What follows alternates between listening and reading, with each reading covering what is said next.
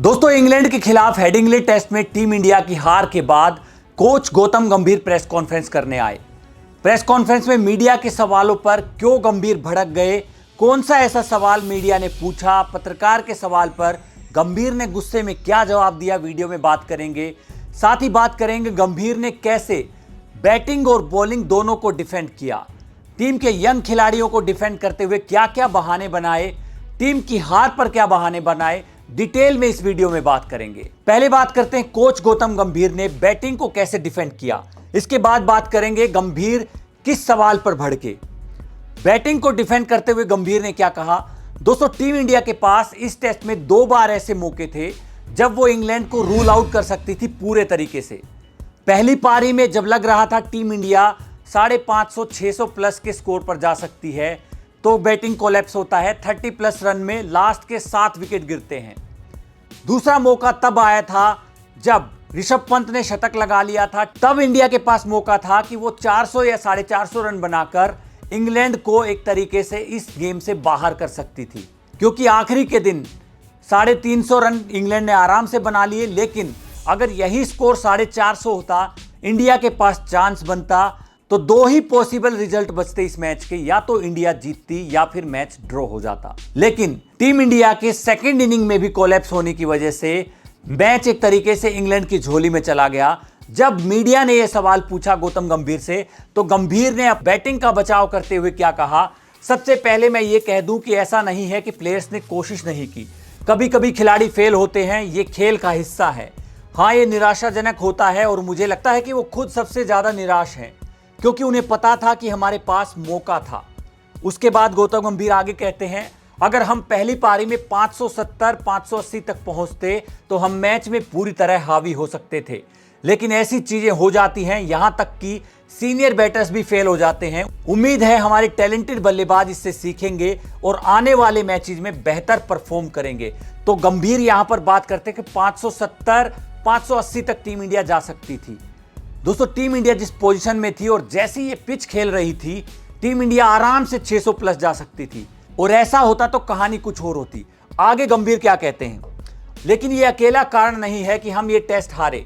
और भी कई मोमेंट्स थे जहां पर हम मैच जीत सकते थे। हर कोई टीम के लिए कंट्रीब्यूट करना चाहता है, चाहे वो बॉल से हो, बैट से हो या फिर फील्डिंग से। फील्डिंग का भी जिक्र आ गया है। बहुत सारे कैचेस छूटे, तकरीबन 9 से 10 कैच इस टेस्ट में छूटे। और आगे गंभीर कहते हैं, लेकिन मैं यहां बैठकर सिर्फ टेल को जिम्मेदार नहीं ठहराऊंगा। 8, 9, 10, 11 रन नहीं बना पाए, इसलिए मैच हारे। हम एक साथ हारते हैं, एक साथ जीतते हैं।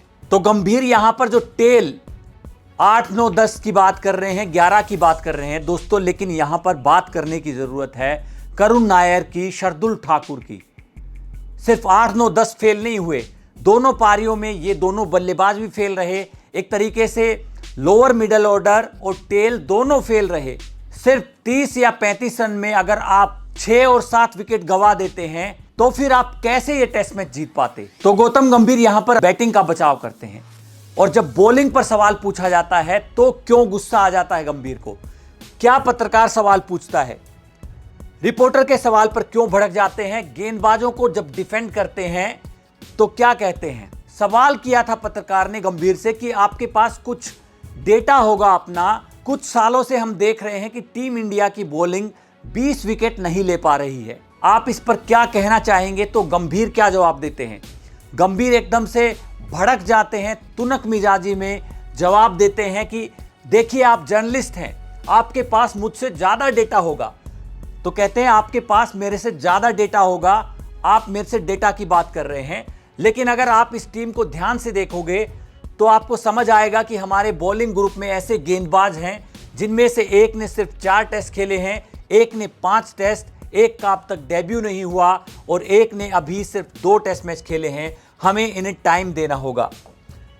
2022 से पहले हमारे पास 4 ऐसे गेंदबाज थे जिनके पास 4 से ज्यादा टेस्ट मैचों का अनुभव था। वनडे या T20 में एक्सपीरियंस का उतना फर्क नहीं पड़ता, लेकिन टेस्ट क्रिकेट में जब आप ऑस्ट्रेलिया, इंग्लैंड या साउथ अफ्रीका जैसे देशों में खेलने जाते हैं तो वहां अनुभव बड़ा फैक्टर होता है। तो टीम इंडिया के इन एक्सपीरियंस बॉलिंग अटैक की बात करते हैं दोस्तों आगे। और ये अभी इनकी सिर्फ शुरुआत है। अगर हम हर टेस्ट के बाद गेंदबाजों को जज करना शुरू कर दें तो फिर आगे बॉलर्स को डेवलप कैसे करेंगे, हमारा बॉलिंग अटैक ग्रो कैसे करेगा। तो जब आप डेटा और स्टैट्स की बात करते हैं तो यह भी जरूरी है कि आप यह समझें कि अभी इन गेंदबाजों के पास उतना अनुभव नहीं है। बुमराह, मोहम्मद सिराज के साथ जो बाकी गेंदबाज टीम में है उनके पास अभी उस लेवल का एक्सपीरियंस नहीं है। तो दोस्तों यहां पर इनएक्सपीरियंस बॉलिंग अटैक का बहाना करते हैं गौतम गंभीर। अगर देखा जाए तो प्रसिद्ध कृष्णा माना उनका डेब्यू है, लेकिन उसके अलावा बात करें बुमराह सबसे एक्सपीरियंस खिलाड़ी हैं, वर्ल्ड के बेस्ट बॉलर हैं। मोहम्मद सिराज ने भी बहुत टेस्ट खेल लिए, वो भी बहुत एक्सपीरियंस है उनकी, तो ये बात भी करते हैं। इसके अलावा शार्दुल ठाकुर की अगर बात करें तो उनका डेब्यू बहुत पहले हुआ था, कई साल पहले, तकरीबन 7 साल पहले डेब्यू हुआ था। उसके बाद वो उतना अच्छा परफॉर्म नहीं कर पाए तो डोमेस्टिक में, लेकिन लगातार खेले हैं 7 साल। ऐसा नहीं है कि वो यंग खिलाड़ी हैं और अभी डेब्यू हुआ है और एक्सपीरियंस नहीं है। अगर आप अच्छा परफॉर्म नहीं करेंगे, टीम में जगह नहीं बना पाएंगे, वो एक अलग बात है। अगर आप टीम से बाहर जाते हैं और फिर वापसी करते हैं तो आप ये नहीं कह सकते कि उनका एक्सपीरियंस नहीं है, काबिलियत नहीं है, ये कह सकते हैं। एक्सपीरियंस नहीं है ये नहीं कहा जा सकता। तो दोस्तों यहां पर गंभीर इन एक्सपीरियंस की बात तो कर देते हैं, लेकिन उसके बाद जब सवाल पूछा जाता है तो अपनी ही बात को कॉन्ट्राडिक्ट कर देते हैं। यंग खिलाड़ियों पर एक सवाल किया जाता है तो गंभीर क्या जवाब देते हैं? गंभीर कहते हैं कि युवा खिलाड़ी हैं इस वजह से हम हार गए, ये कोई बहाना नहीं है।